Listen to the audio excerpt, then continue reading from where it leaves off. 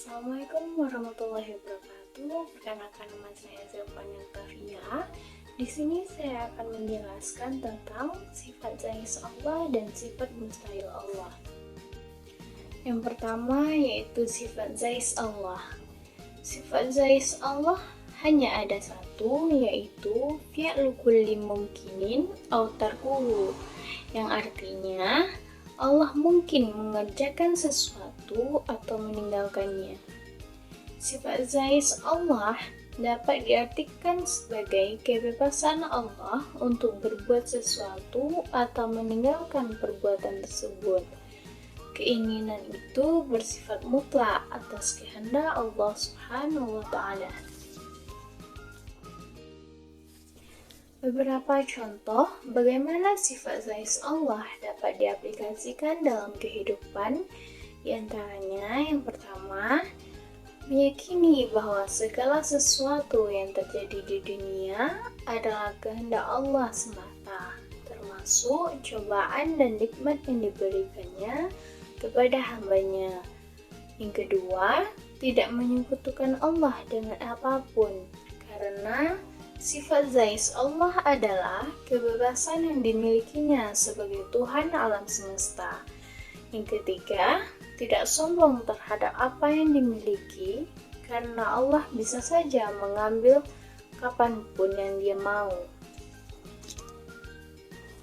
Yang keempat, yakin bahwa Allah memiliki kekuasaan penuh untuk melakukan atau tidak melakukan sesuatu, dan manusia tidak dapat mengganggu kehendaknya. Yang kelima, meneladani sifat zais Allah dengan memberikan kebebasan kepada orang lain untuk melakukan sesuatu atau tidak, dan tidak memaksakan kehendak diri sendiri kepada orang lain. Yang kedua yaitu sifat mustahil Allah. Sifat mustahil Allah adalah sifat yang tidak layak dimiliki dan tidak mungkin ada pada Allah. Dan juga sifat mustahil ini bertentangan dengan sifat yang ada pada Allah. Selanjutnya ada pembagian sifat mustahil Allah. Yang pertama yaitu Adam, artinya tidak ada. Dalil nakli yang menunjukkan adanya Allah Subhanahu wa Ta'ala, yang artinya Allah lah yang meninggikan langit tanpa tiang yang kamu lihat. Kemudian Dia bersemayam di atas arasy dan menundukkan matahari dan bulan. Masing-masing beredar hingga waktu yang ditentukan. Allah mengatur urusan, menjelaskan tanda-tanda supaya kamu meyakini pertemuan dengan Tuhanmu. Quran Surah Ar-Ra'd ayat 2. Yang kedua ada hudus, artinya ada yang mendahului. Tidak mungkin ada yang mendahului Allah. Dialah yang menciptakan alam semesta dan isinya. Dalilnya yaitu Quran Surah Al-Hadid ayat 3, yang artinya Dialah yang awal dan yang akhir, dan zahir dan yang batin, dan Dia yang mengetahui segala sesuatu. Yang ketiga yaitu fana, artinya binasa. Allah tidak mungkin binasa. Dijelaskan dalam Quran Surah Ar-Rahman ayat 26-27, yang artinya semua yang ada di bumi akan binasa, dan tetap kekal wajah Rabb-Mu yang mempunyai kebesaran dan kemuliaan. Yang keempat yaitu mumasalatuhu lil hawadisi, artinya sama dengan makhluknya. Allah adalah zat yang menciptakan segala sesuatu. Dialah yang maha agung, tidak ada yang menyamainya. Dalilnya Quran Surah Asy-Syu'ara ayat 11, yang artinya tidak ada sesuatu yang serupa dengan Dia, dan Dialah yang maha mendengar, maha melihat. Yang kelima yaitu ihtiyaju li ghairihi, artinya memerlukan yang lain. Allah tidak memerlukan yang lain.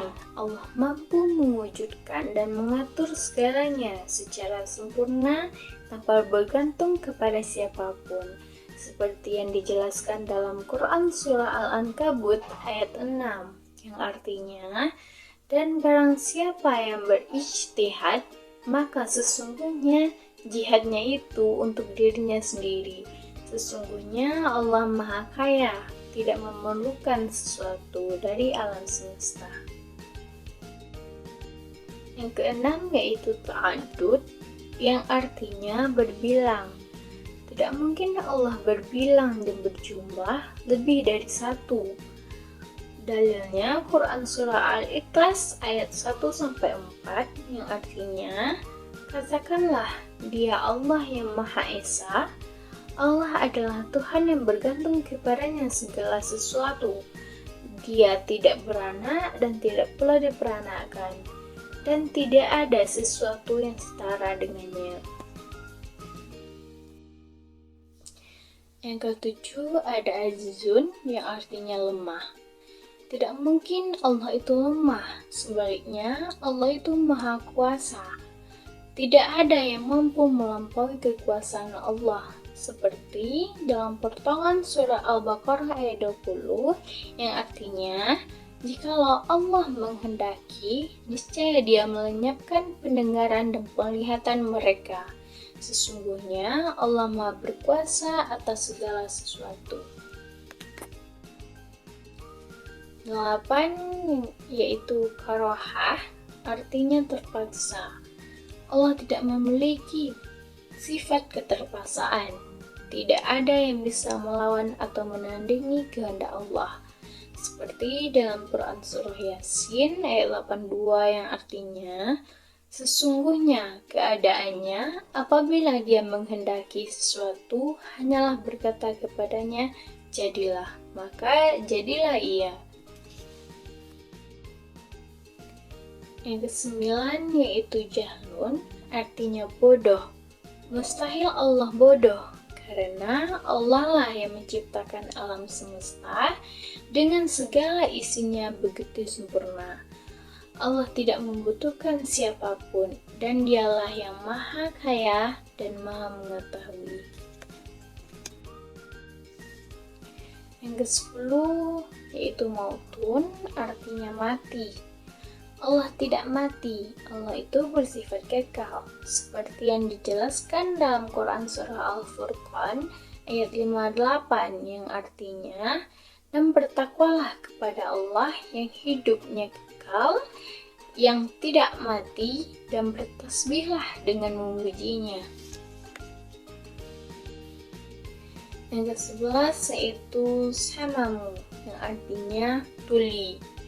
Mustahil Allah bersifat tuli, Allah itu maha mendengar. Pendengaran Allah meliputi segalanya. Seperti yang dijelaskan dalam Quran Surah Al-Ankabut ayat 52 yang artinya, katakanlah, cukuplah Allah yang menjadi saksi antaraku dan antaramu. Dia mengetahui apa yang di langit dan di bumi. 12 yaitu umyun, artinya buta. Allah tidak buta, Allah Maha melihat, tidak ada satupun hal yang luput dari penglihatannya. Seperti yang dijelaskan dalam Quran Surah Al-Hujurat ayat 18 yang artinya, dan Allah Maha melihat apa yang kamu kerjakan. 13 yaitu bu'mun, artinya bisu. Allah tidaklah bisu. Allah berfirman dengan sangat sempurna. Tidak ada yang bisa mengalahkan keindahan firman Allah. Dan salah satu nabi yang pernah berbicara langsung dengan Allah yaitu Nabi Musa, seperti yang dijelaskan dalam potongan surat Quran Surah An-Nisa ayat 164, artinya, dan kepada Musa Allah telah berfirman secara langsung. 14 yaitu kaunu ajizan, artinya zat yang lemah. Mustahil Allah bersifat lemah, Allah Maha Kuasa atas segalanya. Seperti dalam potongan Quran Surah Al-Baqarah ayat 109, artinya, maka maafkanlah dan biarkanlah mereka sampai Allah mendatangkan perintahnya. Sesungguhnya Allah Maha Kuasa atas segala sesuatu. 15 yaitu kaunuhu karihan, yang artinya zat yang terpaksa. Allah bukanlah zat yang terpaksa. Dia maha menghendaki atas segala sesuatu. Seperti dalam Quran Surah Al-Baqarah ayat 107 yang artinya, mereka kekal di dalamnya selama ada langit dan bumi, kecuali jika Tuhanmu menghendaki yang lain. Sesungguhnya Tuhanmu maha pelaksana terhadap apa yang Dia kehendaki. 16 yaitu kaunuhu jahilan, artinya zat yang sangat bodoh. Mustahil Allah zat yang bodoh. Allah mengetahui segala yang tampak maupun yang disembunyikan. 17 kaunuhu mayitan, artinya zat yang mati. Allah tidak mati. Allah bersifat kekal, tidak musnah dan tidak binasa. Dia tidak pernah tidur, selalu mengawasi hamba-hambanya di setiap saat. 18 kaunuhu asamma, artinya zat yang tuli. Mustahil Allah bersifat tuli. Allah adalah Tuhan yang maha mendengar. Pendengaran Allah tidak terbatas dan meliputi segala sesuatunya. 19 yaitu kaunuhu ama, artinya zat yang buta. Allah maha melihat. Allah tidak buta, Dia maha sempurna dengan seluruh keagungannya. 20 yaitu kaunuhu akama, artinya zat yang bisu. Allah bukanlah zat yang bisu. Allah berfirman dan firman-Nya tertuang dalam kitab-kitab suci yang diturunkannya lewat para nabi-nabinya. Mungkin sekian yang dapat saya sampaikan. Jika ada pertanyaan, silahkan diberikan di kolom komentar. Sekian, Assalamualaikum warahmatullahi wabarakatuh.